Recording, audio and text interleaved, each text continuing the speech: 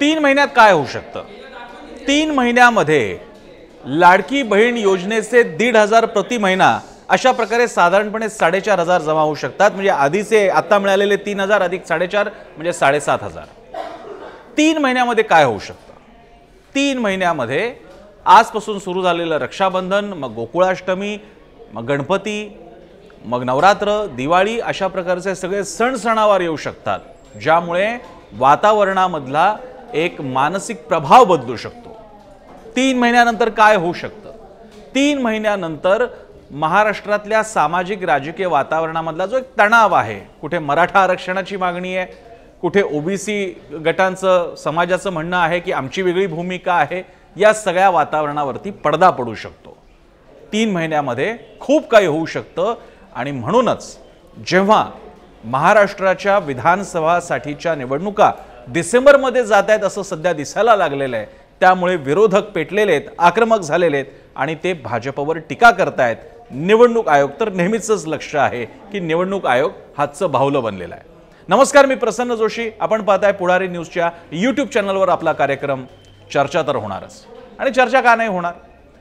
इतर राज्यांच्या निवडणुका शेड्यूलनुसार ठरलेल्या आहेत आणि महाराष्ट्रातल्या निवडणुका जाहीर झाल्या नाहीत, आणि यामुळे सगळ्यांच्याच भुवया उंचावल्या की महाराष्ट्र का नाही। या बाबतीत योगायोगानं आज आम्ही पुढारी न्यूजवर जो आमचा धुरळा नावाचा चर्चेचा कार्यक्रम आहे तो आयोजित केला होता। त्यामध्ये भाजपचे वरिष्ठ प्रवक्ते अवधूत वाघ हे त्यांचे शब्द आहेत, आशय जरा वेगळा असेल, शब्द वेगळे असतील पण आशय तोच आहे। त्यांचं म्हणणं होतं की महाराष्ट्रामध्ये गेल्या काही काळामध्ये हे विधानसभा 2019च्या निवडणुका झाल्यानंतर कोरोनाचा काळ गेला होता, त्यानंतर सत्तांतर 2 बघायला मिळाली, राष्ट्रपती राजवट काही काळासाठी होती। या सगळ्या प्रकारामध्ये जो टाइम लॅप्स झाला त्या सगळ्याची गोळाबेरीज सुमारे महिना सव्वा महिन्याची येते, आणि म्हणून आयडियली विधानसभेचा कामकाजाचा काळ हा नोव्हेंबरमध्ये संपत असताना ऑक्टोबरमध्ये निवडणुका होऊन नोव्हेंबरमध्ये नवीन सरकार, विधानसभा जुनी विधानसभा भंग होत असताना स्थापित होणं अपेक्षित असताना ही सगळी प्रक्रिया सुमारे महिनाभराने पुढे गेलेली आहे आणि हे सगळं डिसेंबरमध्ये जाईल असा त्यांच्या बोलण्याचा गोषवारा होता।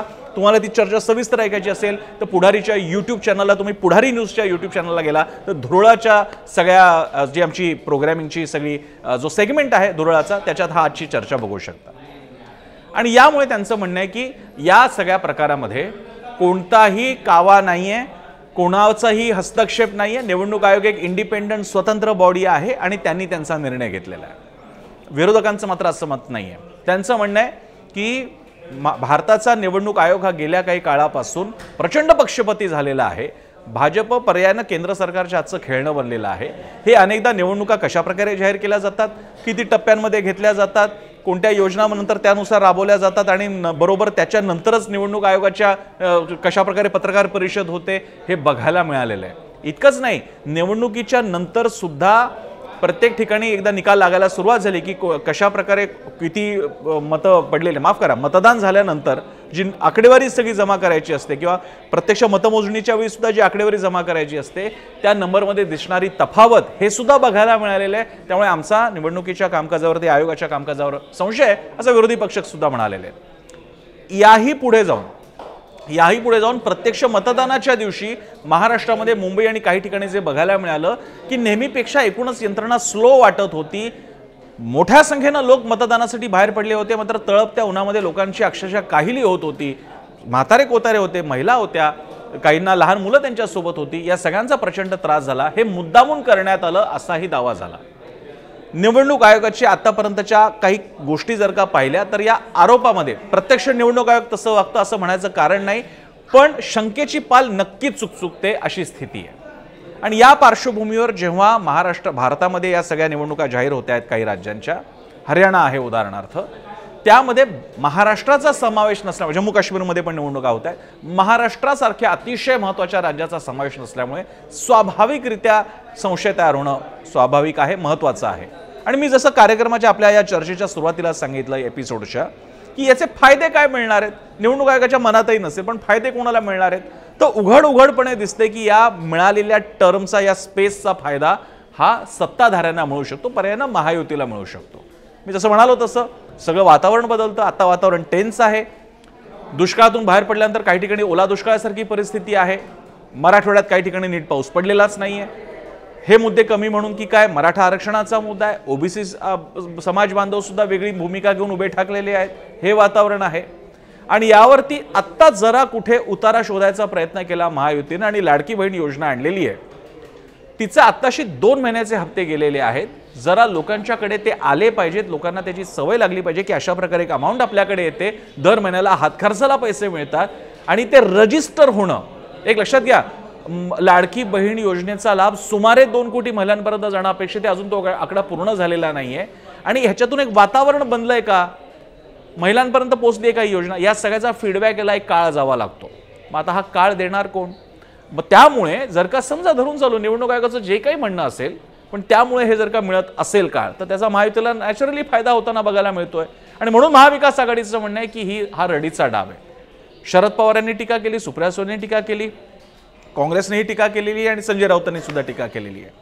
आता याच्यात थोडंसं पुढे जाऊया आपण। निवडणूक आयोगाच्या ज्या काही या संदर्भातले नियम आहेत, ते नियम जर का आपण पाहिले तर 6 महिने आधी निवडणूक प्रीपोन केली जाऊ शकते, काही वेळा ती पुढेही ढकलली जाऊ शकते। हा निर्णय निवडणूक आयोगाने घ्यायचा आहे असं स्पष्टपणे म्हटलेलं आहे। आणि यासाठी जे दाखले देताना ज्या उदाहरणांना दिलेलं आहे ते साधारणपणे असं आहे, जर का एखाद्या ठिकाणी प्रचंड मोठी नैसर्गिक उत्पात घडवणारी घटना घडली असेल, नैसर्गिक आपत्ती असेल, दंगल सदृश परिस्थिती असेल, सण सणावार किंवा परीक्षा चालू असतील आणि त्यामुळे संपूर्ण राज्याचं प्रशासन सगळी व्यवस्था त्यामुळे प्रभावित झाली असेल, तर निवडणूक शेड्यूलनुसार करायची की नाही हे निवडणूक आयोग ठरवू शकतं। निवडणूक आयोग जसं ते ठरवतं त्याचप्रमाणे राज्यांकडून सुद्धा फीडबॅक मागवले जातात की आम्ही हे साधारण असं शेड्यूल आखू पाहतोय, तुमचं याबद्दलचं काय म्हणणं आहे। त्यामुळे ही फीडबॅक देण्या घेण्याची सोय असते। निवडणूक आयोग काहीतरी ठरवतं आणि सम्राटासारखं ठरवून टाकलं आणि सगळ्या राज्यांनी ते ॲक्सेप्ट करायचं असं ते होत नाही। योजना ती सगळी आखत असताना या सगळ्याचा विचार केला जातो, फीडबॅक घेतला जातो। आपल्याला कल्पना आहे निवडणूक आयोगाचा महाराष्ट्राच्या पातळीला एक election commission, state election commission असतो आणि आपल्या सगळ्या जिल्ह्याचे जिल्हाधिकारी हे रिटर्निंग ऑफिसर असतात आणि त्यामुळे त्या राज्यात काय चाललेलं आहे, काय घडामोड आहे आणि त्याच्यामुळे आपली पुरेशी स्थिती आहे का हे सगळं निवडणूक आयोगाला कळत असतं आणि राज्य सरकार सुद्धा स्वतःचा फीडबॅक रिप्लाय देऊ शकतं। आता अशा परिस्थितीमध्ये एकीकडे भाजपचे प्रवक्ते काय बोलले ते मी मगाशी सांगितलं, आता निवडणूक आयोगाचं काय म्हणणं आहे ते सुद्धा आपण पाहूया।